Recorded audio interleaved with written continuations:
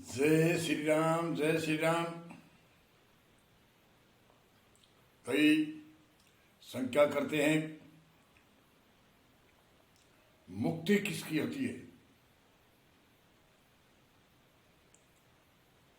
संख्यावादियों की संख्या है कि मुक्ति होती किसकी है।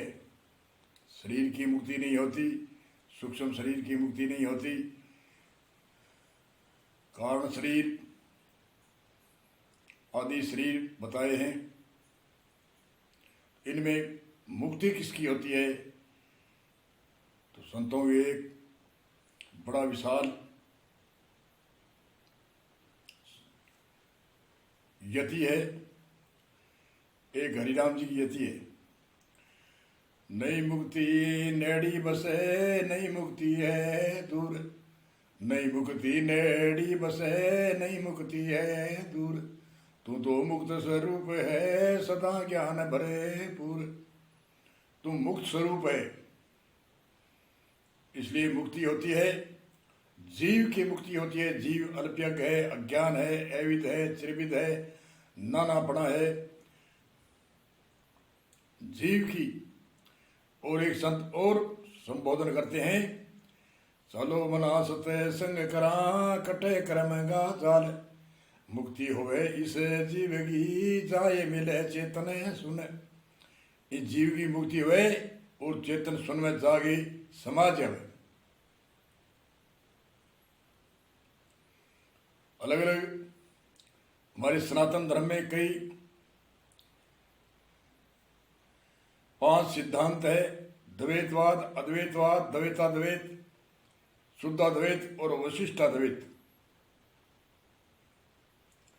इनमें कई संतों के ऐसा मत है, जैसे आज जो पंथवादी फैल रहे इसकी बात नहीं करते। 5 सिद्धांतों पर हमारा सनातन धर्म टिका हुआ है, इस पर चर्चा करते हैं। एक सिद्धांत कहता है कई बार 36,000 वर्ष या 36,000 वर्ष सृष्टि उत्पन्न प्रलय हो, इतने दिनों तक मोक्ष या मुक्ति रहती है और उसके बाद में वापस जन्म और मृत्यु।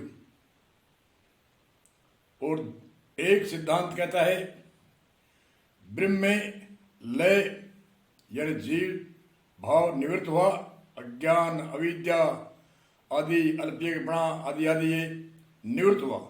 जैसे एक चंद्रमा के आगे, चंद्रमा में कोई दोष नहीं है, आत्मा में कोई दोष नहीं है, आत्मा तो अजर है, अमर है। आत्मा और परमात्मा में कोई अंतर्भेद भी को नहीं। तो आत्मा के मल विक्षेप आवरण आने से आत्म ढकी हुई है, आत्मा में कोई विकार नहीं है। विकार तो जीव में अल्पज्ञपना, अज्ञानपना, अविदपना, जीव की चिदाभास की 7 अवस्था संत ऋषि मुनियों बताते हैं। इसलिए अल्पज्ञ है, अज्ञान है, अविद है, चिरविद है, नानापना है और मल विक्षेप आवरण अविद्या। वशिष्ठ को ही जीव कहते हैं। वशिष्ठ मतलब जैसे कई चीज घुल मिल गई, वशिष्ठ एक हो गई। जैसे दाल अलग है, पानी अलग है, नमक अलग है, मिर्च मसाला अलग है, घी अलग है और सबका मिलके वशिष्ठ हुआ वह दाल बनी। और अलग अलग उसके अंदर नमक भी है, मिर्ची भी है, मसाला भी है। ऐसे अविद्या मिश्रित होने को कहते हैं वशिष्ठ। तो अविद्या ही मिटने के लिए बार बार संतों ने ये ढंडोरा पीटा है कि अविद्या को मेटो, अविद्या को मेटो। अविद्या 4 प्रकार की है। अविद्या 5 प्रकार की क्लेश है, इसमें 4 प्रकार की। पहली मूल अविद्या ही तो है। अविद्या वशिष्ठ को जीव कहते हैं और इन अविद्या को मेटने के लिए भी संत ढंडोरा पीटते हैं, उपदेश देते हैं। चलो मना सत्संग करा तो कटे क्रमांगा जाल, और मुक्ति हुए इन जीवरी जाए मिले चेतन सुन। इस जीव की मुक्ति हुए, जीवपणों इसको निवृत्त हो जाए और चेतन शक्तिमय आयो और चेतनमय जागे समाज आए। अब कई बताया जैसे सिद्धांतों में 36,000 उत्पत्ति और प्रलय होती है, तब तक वे मोक्षवान रहता है, उसके बाद में उसको वैसे ही बार बार जन्मना और मरना। जैसे एक उदाहरण, वेदांतवादी यों का सिद्धांत है वशिष्ठाद्वैत का कि जैसे समुद्र से हम लोटा लाए या जल लाए और जल वापस समुद्र में डाल दिया तो वो समुद्र में ही हुआ।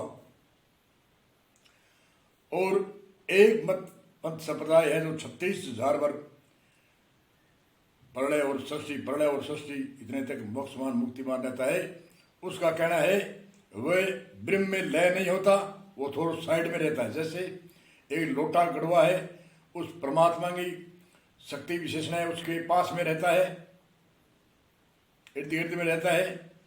ऐसे पहले तो ये तर्क है कि बिना गिनती के कोई सीमा नहीं, उनके आसपास में अब कितने होने चाहिए। अनंत ऋषि मुनि 36,000 वर्ष प्रलय और उत्पत्ति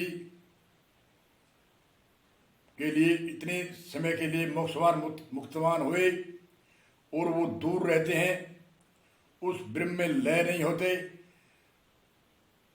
ब्रह्म कहने का अर्थ, पहली बात तो ब्रह्म कहने का अर्थ भी समझते नहीं। अरे ब्रह्म बन गया, अरे मणिया कोई क्या बन गया, किसे कहते हैं ब्रह्म? गीता के अंदर कृष्ण जी बताते हैं अर्जुन को, अर्जुन ने 7 प्रश्न पूछे, उसमें एक पहला प्रश्न है ब्रह्म किसे कहते हैं?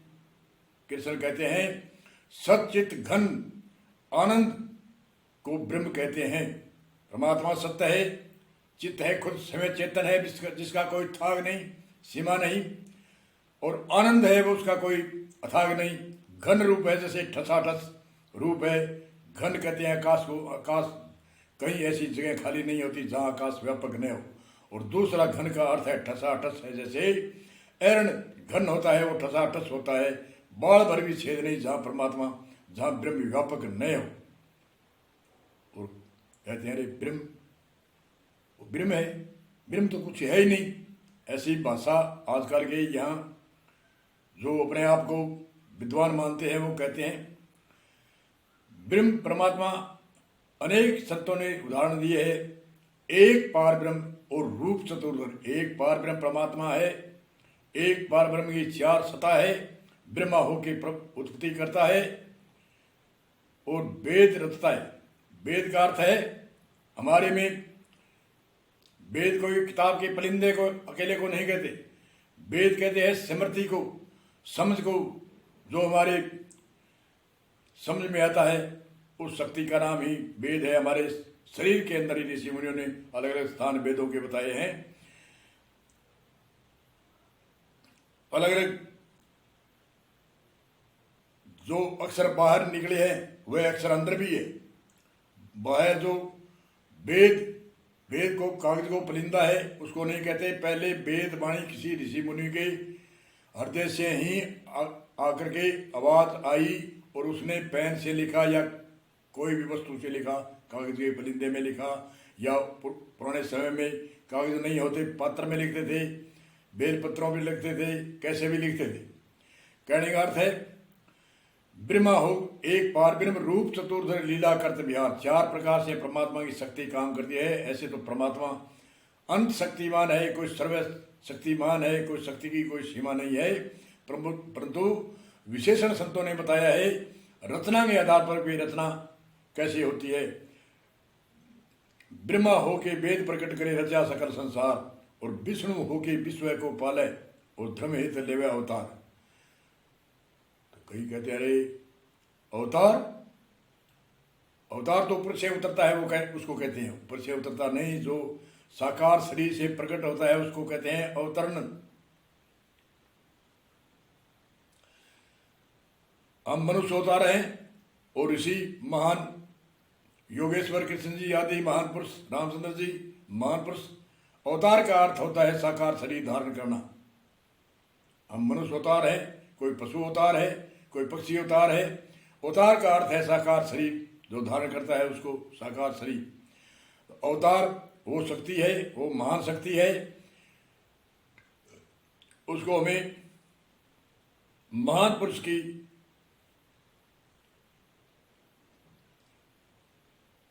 महान पुरुष कहते हैं, महापुरुष कहते हैं, योगेश्वर कहते हैं, अवतरण कहते हैं।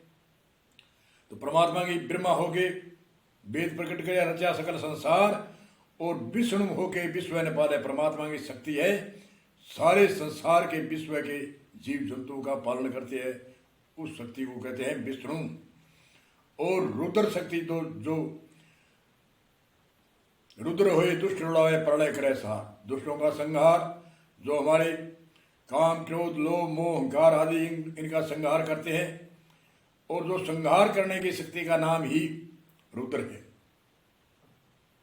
और हम बूढ़े हो गए, जर्जर होते हैं, और जर्जर होने के बाद में मृत्यु नहीं होती है, तो वो जर्जर शरीर क्या काम का? तो शरीर तो बदलना ही में कोई अनोखी बात नहीं। इसलिए जो जन्मता है वह आखिरी मरता है। सुख होता है तो दुख अवश्य आएगा, दुख को प्रकट करने की जरूरत नहीं, मेहनत करने की जरूरत नहीं। जन्म हुआ तो मृत्यु अवश्य है, इसका कोई इलाज नहीं, चाहे आशीर्वाद ले चाहे कैसे भी ले। कहने का अर्थ है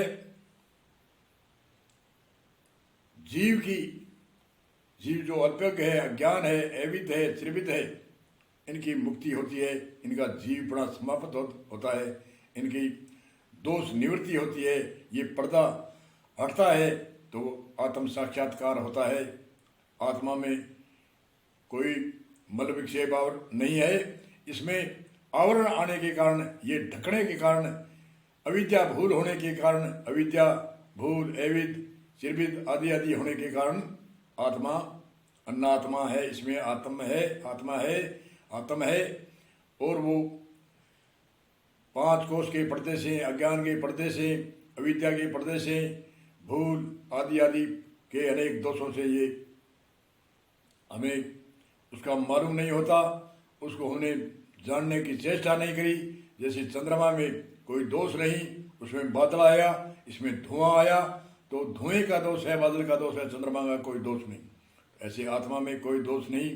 परंतु जब विद्वानों की शरणागत में और विद्वानों का सानिध्यवास में जो भी साधना होती है, उसमें शरणागत में आने पर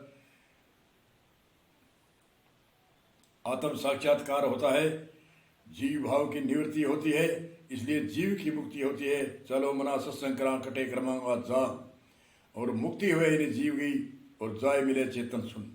ऐसे भी कहता है, नहीं तुम मुक्ति नेड़ी बस है, नहीं मुक्ति है दूर, तुम मुक्त स्वरूप है।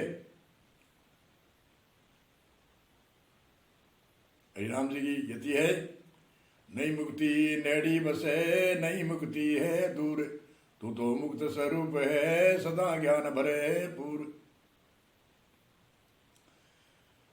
उदाहरण देते हैं संत,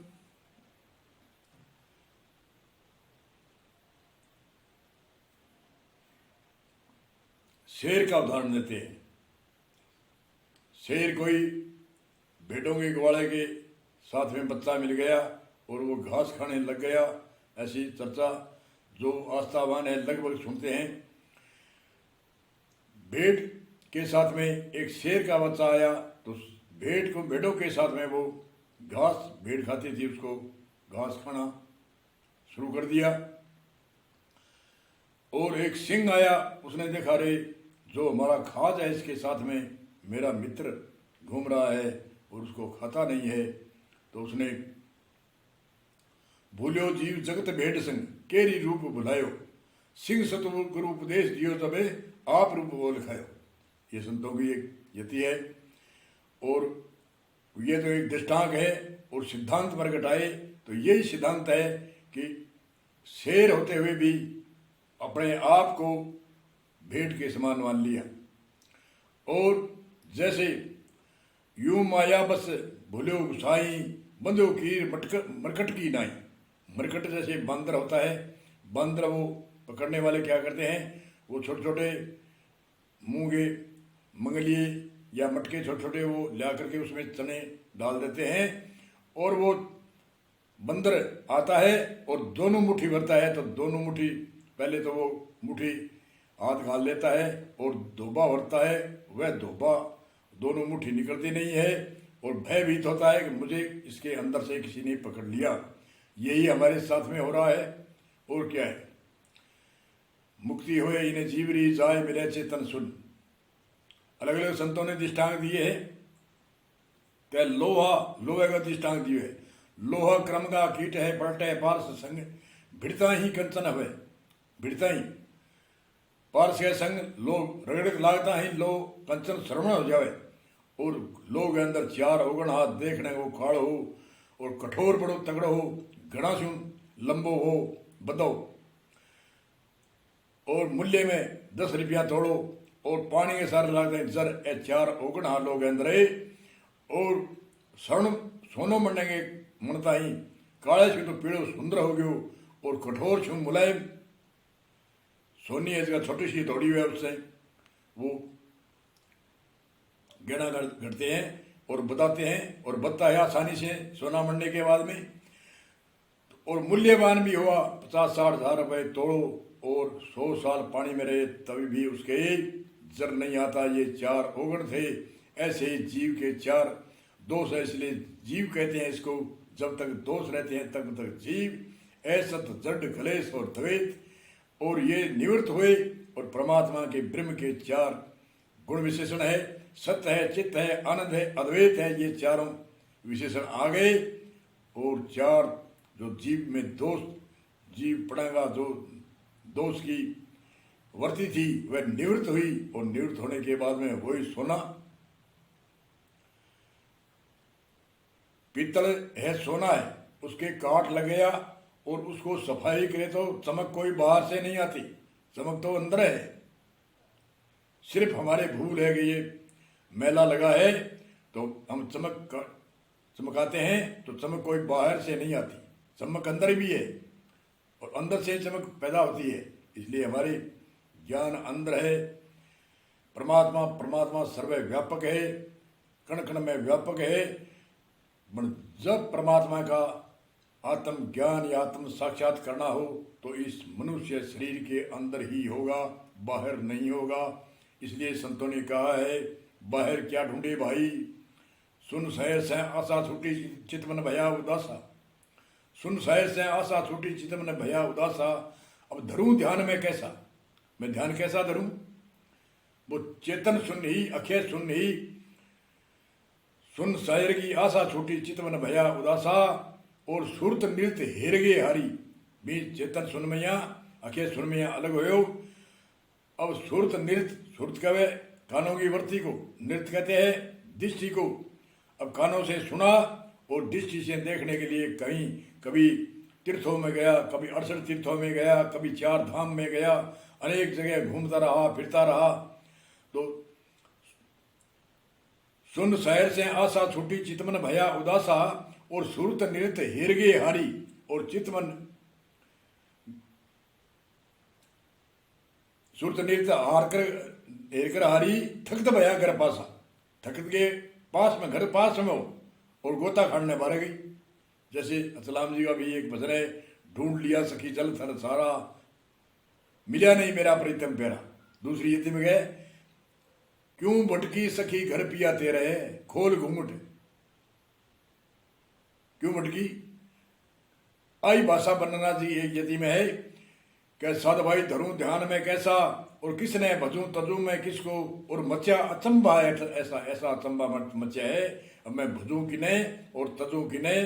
कि सुन शायर की आशा छूटी, सुन सार सुन ही विषयों में अलग हो गयो। चेतन सुन ही, अखे सुनी विषयों अलग हो गयो। सुन शायर की आशा छूटी चित मन भया उदासा। सुरत नृत्य हेर गे हारी। कभी कोई 68 तीर्था में, 4 धाम में, अनेक कोई जहाँ जहाँ बड़े बड़े धाम मानते हैं वहाँ गई। सुरत नृत्य हेर के हारी, थकत भया घर पासा। घर पास में हो किया। आगे उदाहरण और देवे सटीक कह, आपो उल्ट पड़ो आप में, आपो उल्ट पड़ो आप में, ज्यों कासट अगन प्रवेशा। यूं कासट, कासट कह लकड़ी ने इंद्र ने काष्ठ लकड़ काष्ठ अग्न प्रवेशा, काष्ठ दली अग्न भई प्रकट फेर पड़े वही वैसा। निर्गुण माई थकत भया सरगुणे, नी परस गुण जगह में कोई गुणांगी सीमा को मिल गए निर्गुण। नी परस गुण माई थकत भया सरगुण, सरगुण आया खटम निर्गुण से निश्रित होया और भी मैं वापस मिल गया। कोई अनोखी बात थोड़ी है। निर्गुण माई थकत भया सरगुणे, और ना कोई शेष अशेषा, कोई शेष कोई बाकी रहे कोई भी मैं आया और भी मैं वापस समा गया। निर्गुण माई थकत भया सरगुणे, ना कोई शेष अशेषा। ज्यों दुई में थकत, दुई के दवेत में थकत, ज्यों दुई में थकत ए थकत अविनाशी है जैसा का तैसा।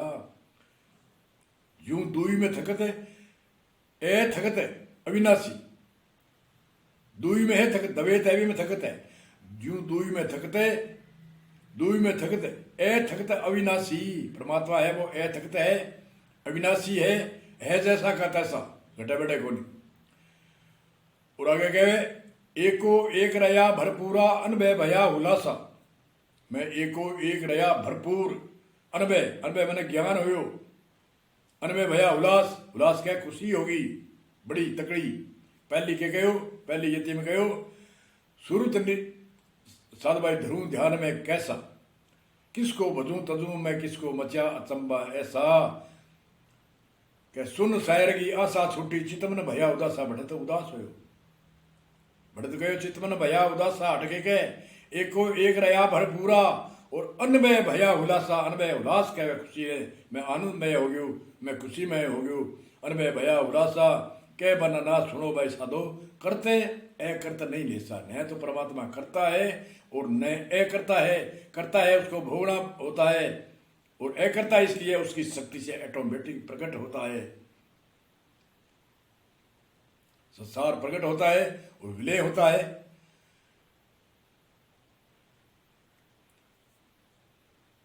स्वाभाविक आजकल बाहर की हर एक वस्तु यंत्र लगाया बिन गया वो ऑटोमेटिक है। परमात्मा ऑटोमेटिक, परमात्मा में तो ऑटोमेटिक आयो है और आयो खटो कोई और खटो ले आया कोई। इन वास्ते परमात्मा ऑटोमेटिक आदि काल से ही, इसकी रचना की कोई सीमा नहीं। परमात्मा की रचना ऑटोमेटिक ही चले, कर्म अपने आप ही आपकी प्रकृति में हुए और पाछा वापस भी नहीं मिलता बगे ऑटोमेटिक। ये वास्ते मुक्ति हुए इन्हें जीवरी जाए मिले चेतन सुन। मेन कारण कहने का अर्थ है जीव की मुक्ति हुए, क्यों जीव में अल्प्यक है, अज्ञान है, चिदाभास, सात अवस्था है जीव की। वह सातवां अवस्था मिटे, अज्ञान मिटे, अविद्या मिटे, भूल मिटे, आवरण मिटे, पर्दो हटे, तो अपने आप ही चमक तो अंदर ही, कोई बाहर थोड़ी। ये वास्ते मुक्ति हुए इन जीवरी जाए मिले चेतन सुन। बोलो जय श्री राम, जय श्री राम, जय